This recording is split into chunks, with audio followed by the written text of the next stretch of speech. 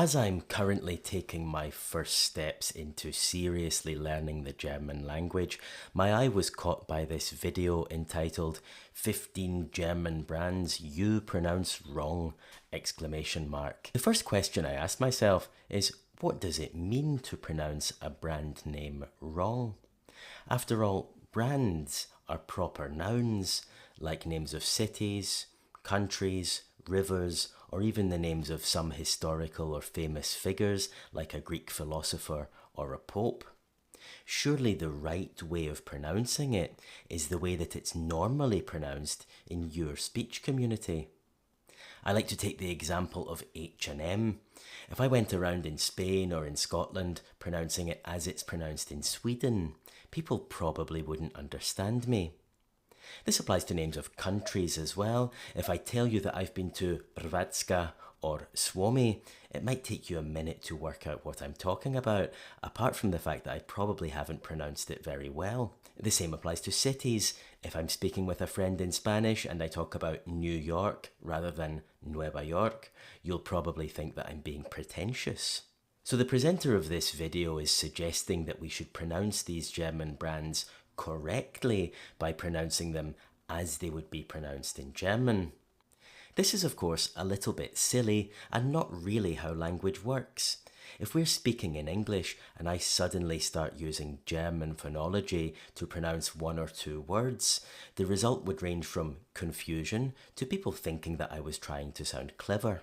Leaving aside the rights and wrongs of pronouncing brand names as they're pronounced in their original language, in order to do this consistently, you would need to 1. Know the origin of the brand, and 2. Have at least a basic knowledge of the phonology of that language. That's clearly not what we usually do when we pronounce brand names. Rather, like we do with any other word, we're either reproducing them as we've heard them, or, failing that, basing our pronunciation on spelling by analogy with words that we already know. Having said that, let's take a look and a listen at what this girl has to say. The first one is Audi. Most Americans that I know pronounce it like I just said it, Audi. In German, we say Audi, Audi. This is an interesting one to start with because, first of all, I'm not really familiar with the Audi pronunciation. Everyone I can think of in English would say Audi, or maybe something more like Audi. What we would do is we would tend to use our own vowel from the words mouth, sound, bow, etc. Of course, that's not exactly like the German Au, but what we're doing is we're taking the nearest similar sound from the available sounds in our language. That's a general rule when pronouncing foreign words, that we approximate the foreign pronunciation using the nearest equivalents from our own set of sounds. Having said that, if people do say Audi, that would be perfectly reasonable and understandable as a spelling pronunciation in English by analogy with words like audio, automatic, etc. The usual sounds represented by the combination AU in English would be an O, so that would be a perfectly reasonable spelling pronunciation if someone wasn't familiar with Audi. Let's take a look at the next example because I think we could really learn something interesting about English sound spelling relationships here. It's located in Stuttgart, Germany. I've heard Americans pronounce it Porsche or Porsche. In German, we say Porsche. So there's like this short A sound in the end. Porsche. I'm going to ignore Porsche for the moment. I believe that she probably has heard that, but I think it's probably a rare and unusual pronunciation of this word even in English. There is a question of how we handle the O in this, whether we say an O or an O. Here, the difference is not that great and is going to be different in different English accents anyway. I think the more interesting thing here is why we lose the schwa, the sound from the end. Why do we say Porsche and not Porsche? First of all, we have to ask if this sh ending is possible or common in English, and it absolutely is. Now, it will depend on whether you have a rhotic or non-rhotic accent, but in non-rhotic accents, a sh pronunciation at the end of a word is really common. Many British counties have names that end in shire. I would say shire or shire, but for a lot of people that would be pronounced shire. For example, Ayrshire, Buckinghamshire, Oxfordshire, etc. It's a similar sound. In fact, it's the same sh at the end as we have in Portia. We also have the same ending on words like pressure, or masher, washer, usher. Again, I'm probably pronouncing a little bit of a r at the end of those, but many British accents don't, which means that the ending would be exactly the same as Portia. If we have a rhotic English accent, then we have to look a little bit harder to find this sh at the end of words. You can find it in, for example, Russia or the name Patricia. So the sh is obviously possible in English. I think the reason that we don't do it on Portia is probably because the spelling is so different. There's no R in there, and it also doesn't have the SIA of Russia or the CIA of Patricia. Interestingly, if we write it down as Portia, as in the character from The Merchant of Venice, that would guide English speakers of all accents to a perfect pronunciation of the German car brand. Okay, next one. This one sounded super funny to me when I first heard how people pronounce it in English. I actually used to drive one back in Germany. So most Americans call this Mercedes. In German, we pronounce it Mercedes. So Mercedes versus Mercedes. Mercedes. So it's really pretty different. Here's an interesting one because, of course, this name originally comes from Spanish. So what's the authentic pronunciation of this word? Is it the German Mercedes? Is it the Spanish Mercedes?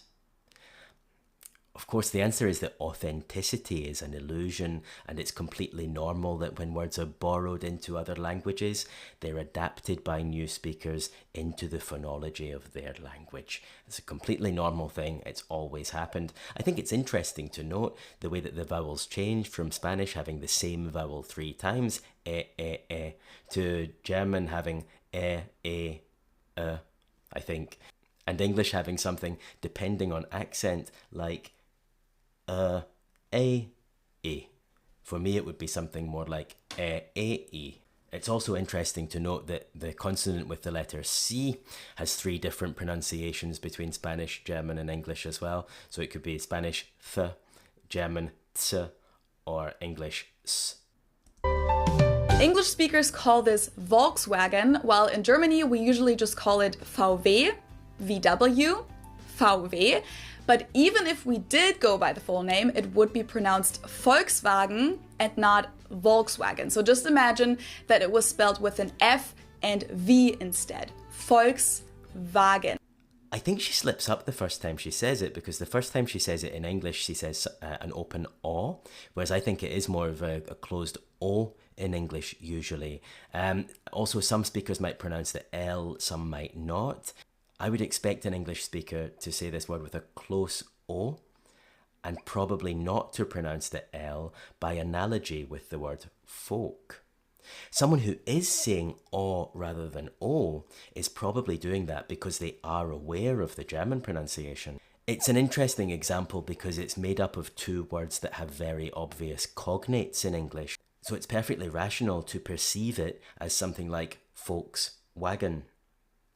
But then the spelling seems to influence that initial V, so we get Volkswagen. With all of these, there's a certain degree of variability and a certain amount of accommodation in how we say it. We know that we're saying a foreign word, so we maybe adopt some slightly different sounds than we would use for an obviously native word. Now let's move on to something other than cars. So this is one of the brands where when I heard Americans say this for the first time, I didn't understand at all what they were referring to because they usually pronounce it Adidas, and in Germany we say Adidas. I've heard both, and I remember when I was growing up as well, there was a debate at school whether it was Adidas or Adidas. I think both are used, at least when I was growing up, where I come from, both were used interchangeably. The main difference here, of course, is the stress moving from the first syllable to the second, from Adidas to Adidas. You'll notice that when we move that stress in English, applying the English rules of vowel reduction, the two A's become pronounced as schwas, so it becomes Adidas. So yeah, we're getting the stress wrong and then applying the rules of vowel reduction from our language. Okay, next one. Another shoe manufacturer that many Germans would probably consider very, very German. Like if you talk about something typically German, Birkenstock is definitely going to be mentioned. But of course, this brand is known all over the world nowadays, and it's natural that people pronounce it with their native accent. So English speakers usually say Birkenstock. Okay, yeah, so we take the vowel represented by the letters IR and we pronounce it in the way that we usually would, as in first, or indeed the tree, birch. I don't know what else we would do, to be honest. I don't know how else we could handle that sound using the sounds of English. There is no better option. Also, we don't do the sh before t. We don't say stock in English. That would sound silly to do that. Even if we know that that's how it's pronounced in German, it sounds silly to do that in English. It's just not part of the language. All right. The next example she chooses is Jägermeister, which I think the most remarkable thing about it is how similarly we pronounce it in English compared with the original German pronunciation. But let's skip that and take a look at the following one. This is a German grocery store. You can also find them in other European countries, and they even have some stores in the US. I usually get the majority of my groceries at Aldi here in the US. In Germany, we call stores like Aldi or Lidl discounters because they sell groceries for very low prices. In English, people usually pronounce this Aldi. I think I've also heard Aldi before, but All right. I'm not sure that I've heard Aldi very often. I'm really not so familiar with the O pronunciation of this. Maybe it's more of an American thing, although maybe if I think back to when this shop first came to Britain, maybe some people said it like that. Anyway, I think most people now would say Aldi, at least where I come from. However, if people do say Aldi, then it makes perfect sense to pronounce it that way based on the spelling, since A, L and then a consonant usually represents an O sound in English. For example, also, alter, always. ALD specifically is relatively unusual in English, but it does exist in words like scald, alder and bald. Also in proper nouns like the name Aldous or the river Calder. Of course, if this combination ALD appears in an unstressed syllable, it would be pronounced old, as in herald or emerald. She has one more thing to say about this, which I found quite interesting. I think most people say Aldi, or they also sometimes add an S that isn't there in the end and say Aldis. In Germany, we just say Aldi. Note that this apostrophe S for shops and businesses is completely grammatically correct and completely normal in English. You can go to Aldi's, you can go to Tesco's, the same way as you can go to Smith's or Jones's. Alright, I realised that I'd missed something very important as I was going through this. I made a bit of a stupid mistake with my ears being tuned to my own accent and not to the accent of the speakers that she's talking about. Of course, when these American English speakers say Aldi, that's not like my O in lot or cloth. It's their A as in palm or father. Speakers with that accent don't really have an A available to them. They have either A as in trap or back or hand, sorry for my imitation of an American accent, or they have A as in palm, father, or spa. So when they're saying Aldi, again, that's not a great imitation of the way that they pronounce it, but they're using their palm vowel. It's the vowel from father, spa, lager. That's just how it sounds in their accent. It's ah, so it's a little bit closer to an aw, like in thought, and that's why maybe you hear it as like an aw sound. Let's see what comes next. Nivea is a German brand from Hamburg that's mainly known for its face lotion in the little blue container, but of course they offer a large variety of products nowadays. Again, I find the English pronunciation pretty funny here. English native speakers usually say Nivea, Nivea. Yes, she's right this time. No dispute of Nivea. I would absolutely say Nivea. And this is an interesting one because it's hard to draw parallels with any English words or names. So it's hard to say why English speakers would pronounce it one way or the other. When we have EA at the end of a word, the sound would usually be E in monosyllables like flea, plea, see, tea. But in bisyllabic words, it probably looks to us more like area or cornea, and that's probably why we opt for Nivea. Why an I and not an E? Well, even in stressed syllables, we tend to use the I, the kit vowel, unless there's a clear reason in the spelling that suggests not to. In fact, it's quite unusual for the letter I on its own to be pronounced E in English. The only examples I could find were in words of foreign origin, for example, bidet or bistro. So you can see why it's pretty unlikely that an English speaker would spontaneously read Nivea as Nivea. Next one. This is a German hair cosmetics brand that you can find all over the world pretty much. In German, we pronounce it Schwarzkopf, which literally means black head. Schwarzkopf. English native speakers usually pronounce it Schwarzkopf or Schwarzkopf or something along those lines. It's really interesting here that English speakers tend to get the schw right, even though that's a very unusual combination of letters in English. I guess the word looks German enough and we have enough of an idea of the sounds of German to not compare it to sk, like school or scheme. As for the letter A in this word, I guess we probably pronounce it aw by analogy with words like quarter or quarry. We tend to want to put an aw sound after w, so after the sound made by the W here. Think of words as well like warm and water, and compare especially with quartz, which also has the Z that we have in German Schwarzkopf. The German surname Schwarz also gets anglicised with an aw sound, so the pull to pronounce aw rather than a after a w sound seems to be very strong. As for the final consonant cluster, the PF, that doesn't really exist in English, so I wouldn't be surprised if English speakers approximate it to the more familiar of rather than opf. Okay, a bank next. Is the largest bank in Germany. Deutsche Bank also literally means German bank, and Americans usually pronounce it Deutsche Bank or something along those lines. I have to say, I'm not familiar with that pronunciation. If she's heard people say that, I completely believe her that she has. It seems to make it more difficult to pronounce, but I wonder if it's something similar to what happens with Porsche, that they don't expect that letter combination at the end to actually make a pronounced sound. Next. This is a German manufacturer of high-end domestic appliances, and it's not exactly pronounced wrong in English, but English native speakers usually say something like Miele, Mila. So it usually sounds more like an A in the end, whereas in German we say Miele, Miele. So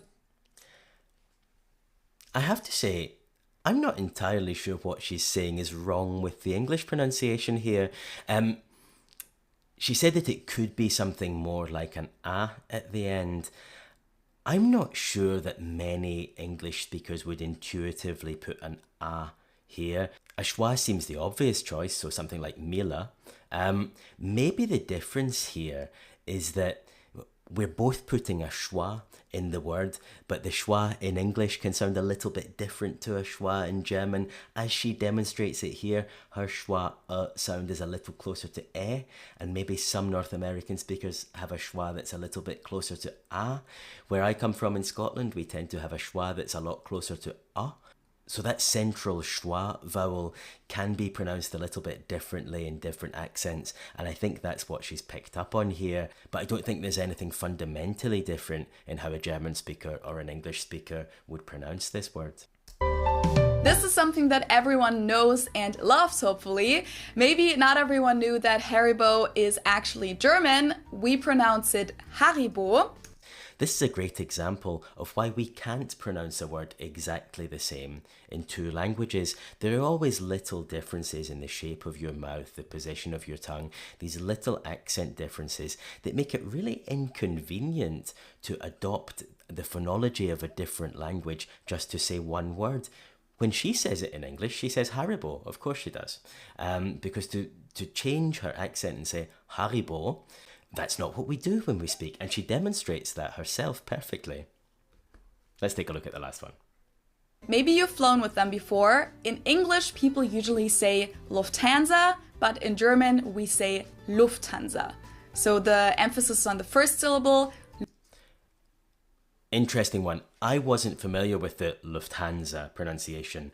I think this is a British-American difference, and I did a little bit of research on this, looked for some different examples, and my conclusion was that pretty much all, if not all, British speakers do say Lufthansa. Of course, it's not exactly the same as the German pronunciation. Again, we're using the sounds of our own language to approximate a word from a different language. Whereas she's absolutely right that it's super common in North American speakers to say Lufthansa. I think that stress difference is the only interesting difference in the pronunciation of this word in German or in English. But whether people say Audi, Audi, or Audi, whether they're applying some knowledge of German or guessing it from the spelling or just repeating what they've heard from others, there is a reason why we say things the way we do, even proper nouns and even brand names. In any case, we live in a globalized world where we come across hundreds of brand names from dozens of countries and cultures, probably every day. To pronounce them all as they're pronounced in their language of origin is probably an insurmountable task, even for an interested linguist who knows about these things and who makes an effort. And all that is even if that was somehow our goal, which it isn't. While it is of course interesting for people to hear the German pronunciations of these German brands, proper nouns like brand names form part of language and will naturally be pronounced differently as they migrate from one language to another. This is the same between all languages, there's movement in all directions, and it's a completely normal thing. So pronounce these names as they're naturally pronounced in your language, and let's be a little bit careful in saying that a group of speakers is pronouncing something wrong.